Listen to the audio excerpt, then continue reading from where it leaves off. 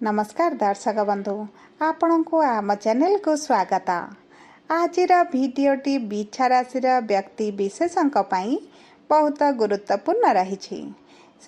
आपणकर जदि बिछा राशि होता है तेबे यह भिडियोटी को निश्चित भाव में थरे मात्र शेष पर्यंत देखंतु एवं निजर व्यस्त समय मध्यरु मात्र 10 मिनिट समय आपण निज पाई दियंतु एवं निज भविष्यत विषय जानतु।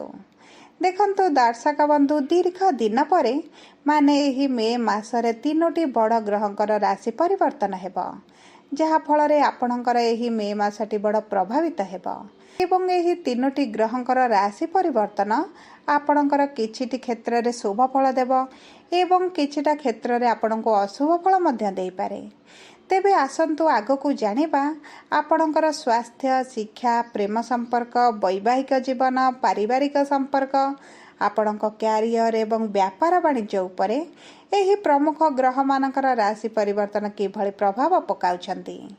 किंतु भिडियोटी आरंभ करिबा पूर्वरु आपणकर जदि बिछा राशि होइथाए एवं आपण भी ईश्वर को आंतरिक भक्ति एवं विश्वास करती तेबे भिडियोटी को लाइक करतु। कमेंट बॉक्स रे जय जगन्नाथ जय माँ लक्ष्मी अवश्य लिखि दियंतु। ता सहित आपणक मन रे जहाँ भी प्रश्न रही जहाँ भी द्वंद्व रही आपण कमेंट बॉक्स रे लिखि जणांतु। आमे आपणक प्रश्नर उत्तर देबा पई यथा संभव प्रयास करिबु। देखंतु विलंब हेले मध्य आपणक प्रश्नर आमे निश्चित उत्तर देबु। ता सहित दर्शक बंधु जानि रखंतु जे आमर एही कार्यक्रमटी आपणकर जन्म राशि बा चंद्र राशि उपर आधारित होइछि। जदि आपण आपणकर जन्म राशि जानि नाहंती एवं नाम राशि को व्यवहार करी समस्त कार्य करूछंती तेबे आपण कमेंट बॉक्स रे निजर जन्म तारीख जन्म समय एवं जन्म स्थान लिखि जणांतु। आमे आपणकर जन्म राशि लग्न नक्षत्र जणाई देबु जहाँ आपणक पय सठिक एवं निर्भुल रहिबा एवं आपण यहाको व्यवहार करी भविष्यत रे जेकोसी शुभ कार्य बा मांगलिक कार्य करि परिबे। ता सहित दर्शक बंधु जानि रखंतु जे भिडियोर मध्य भाग रे आम सह जोगाजोग करिबा पई एक व्हाट्सएप नंबर टी दिया जिवो जहाँ माध्यम रे आपण आम सह जोगाजोग करी निजर राशि लग्न नक्षत्र भविष्यत विषय रे आपण जानि परिबे। सेतिपई आपण भिडियोटी को शेष पर्यंत देखंतु। एबे चलंतु कार्यक्रमटी को आगकू बढ़ाइबा किंतु ता पूर्वरु देखिबा आपणक बिछा राशि रे नवग्रहंकर स्थितिटी किभଳି रहिबो।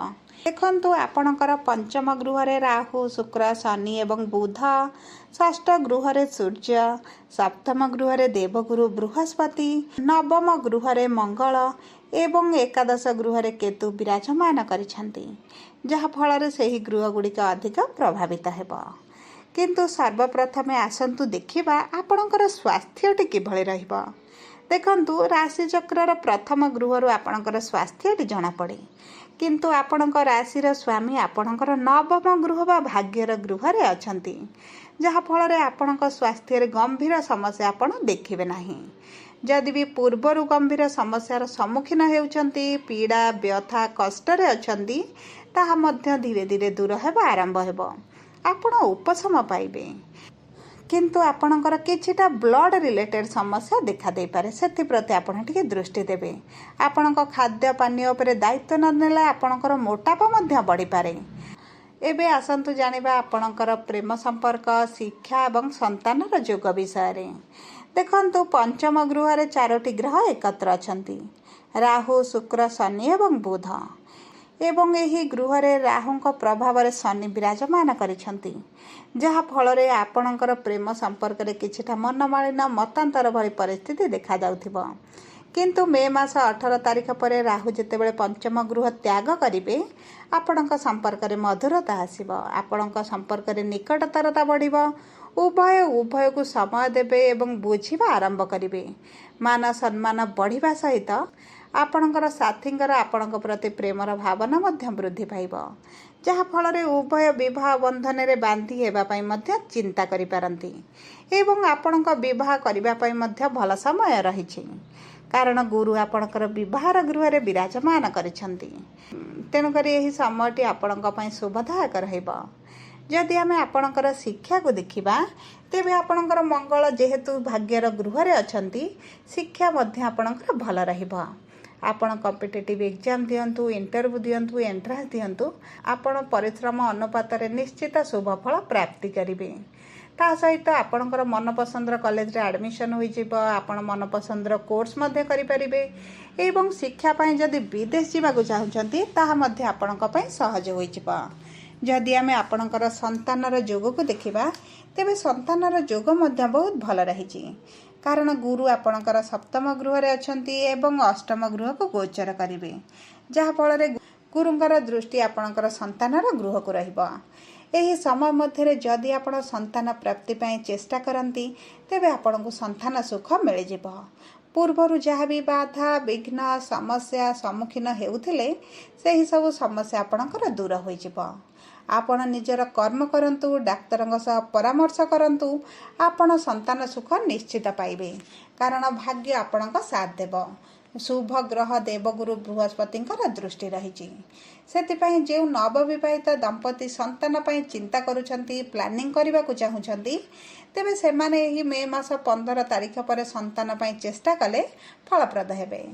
जदि आमे आपणक वैवाहिक संपर्क को देखिबा तेबे विवाहर गृह रे देवगुरु बृहस्पति विराजमान अछंती जहा फल रे आपणक संपर्क रे मधुरता बढ़िबो निकटतरता बढ़िबो बुझामणा बढ़ि जिवो। आपणक परिवार रे आपणक प्रति सम्मान आदर प्रेम स्नेह मध्य वृद्धि घटिबो। देखंतु आपणकर साथीक स्वास्थ्य रे मध्य भल परिवर्तन आसीबो। जदि से पार्टनरशिप बिजनेस करूचंती सेथिरे मध्य से सफलता पाइबे। आपण भी जदि पार्टनरशिप बिजनेस करूचंती आपण मध्य फलप्रद होई जिवे आपणकर लाभटी बढ़ी जिवो। सब परे जदि आमे आपणकर कर्म क्षेत्र को देखिबा तेबे कर्मर गृहर स्वामी होचंती सूर्य जे ही मे मास 15 तारिख दिन आपणकर केंद्र को गोचर करिवे जहा फल रे कर्म क्षेत्र रे आपणको उत्तरतर उन्नति मिलिबो। उच्च अधिकारी सहित घनिष्ठता बढ़िबो संपर्क रे मधुरता आसीबो एवं देखंतु उच्च अधिकारी सहायता रे आपणको प्रमोशन मिल पारे आपणक सैलरी रे वृद्धि होई पारे पोस्ट रे चेंज होई पारे आपणकर इंक्रीमेंट सहित आपण टार्गेट मध्य पूर्ण करि पारंती। सब परे आपणक कर्म क्षेत्र रे आपणकर दक्ष परिचालना मान सम्मान प्रतिष्ठा को वृद्धि करिबो। आपणक सहकर्मी माने आपणको सहयोगर हाथ मध्य बढ़ाइबे। सब परे देखंतु आपणकर शत्रु माने नाश जिवे। आपणक कर्म क्षेत्र रे सकारात्मक परिवर्तन देखिबे। यदि आपण व्यवसाय करूचंती तेबे व्यवसाय रे मध्य लाभ द्विगुणित होई जिवो। आपणक परिश्रम अनुपात रे आपणकर लाभटी बढ़ी जिवो। आपण अधिक परिश्रम करबा आरंभ करिवे अधिक समय देबा आरंभ करिवे जहा फल रे आय बढ़िबा सहित आयर नूतन स्रोत मध्य आपण पाई जिवे जहा फल रे आपणकर आर्थिक स्थिति मध्य सुधुरी जिवो। अर्थर जो अभाव आपण अनुभव करूचंती चिंतित रहउचंती ता मध्य आपणकर दूर होई जिवो। जदि आमे आपणकर आर्थिक स्थिति को देखिबा तेबे देखंतु आपणकर आर्थिक स्थिति आपणकर द्वितीय गृह जणा पड़े एवं द्वितीय गृहर स्वामी हेउचंती देवगुरु बृहस्पति जी आपणकर सप्तम गृह रे एवं केंद्र रे अछंती जहा फल रे आपणकर जो अर्थर अभाव चलीची समस्या चलीची ताहा दूर होई जिवो। आपणकर अर्थ संचय करने प्रति अधिक ध्यान बढ़िबो। आपण अर्थ संचय मध्य करिवे जमा होइतिबा पुंजी रे आपणकर वृद्धि घटिबो।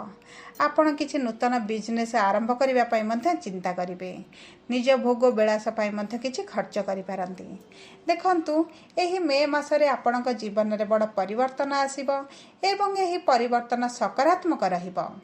विशेष भाव में गुरुंकर परिवर्तन आपण को बहुत अधिक लाभ प्रदान करिबा।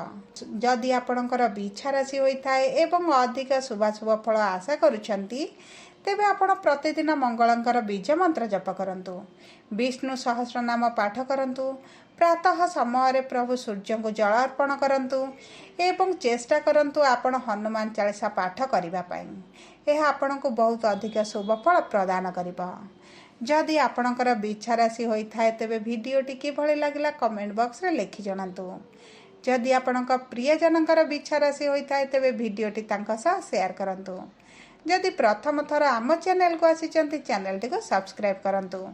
ପାଖରେ ଥିବା ବେଲ୍ ଆଇକନ୍କୁ ପ୍ରେସ୍ କରନ୍ତୁ ଏବଂ ଆମ ସହ ଯଦି ଯୋଗାଯୋଗ କରିବା ପାଇଁ ଚାହୁଁଛନ୍ତି ତେବେ ଏହି ହ୍ୱାଟ୍ସଆପ୍ ନମ୍ବର ମାଧ୍ୟମରେ ଆପଣ ଆମ ସହ ଯୋଗାଯୋଗ ମଧ୍ୟ କରିପାରନ୍ତି।